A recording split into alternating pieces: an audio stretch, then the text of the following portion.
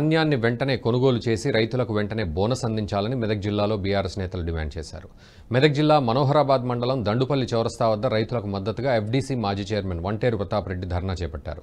సకాలంలో కొనుగోలు చేయకుండా ప్రభుత్వం నిర్లక్ష్యం చేయడం వల్లే అకాల వర్షాలకు ధాన్యం తడిసి ముద్దవుతుందని ఆరోపించారు.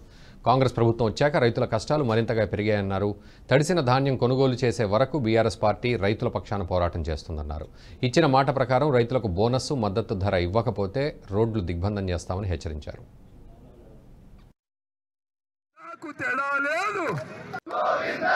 రైతు బంధు, రైతు బీమా, రైతు బీమా, రైతు బీమా, Kalyana Lakshmi, KCR kit, nutrition kit, Govinda Hari Govinda, Congress party Govinda.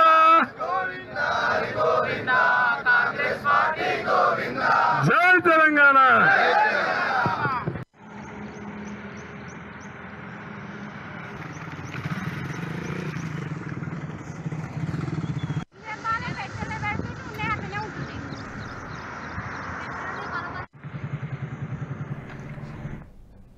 ఈ వీడియో మీకు నచ్చినట్టయితే లైక్ చేయండి, 10 మందికి షేర్ చేయండి. అలాగే కామెంట్ల రూపంలో మీ అభిప్రాయాలను మాతో పంచుకోండి. Nationalist hub group of channels ను సబ్స్క్రైబ్ చేసుకుని తెలుగునాట జాతీయవాద జర్నలిజాన్ని ప్రోత్సహించండి. ఈ వీడియో కింద ఉన్న బెల్ ఐకాన్ పై క్లిక్ చేయడం మర్చిపోవద్దు.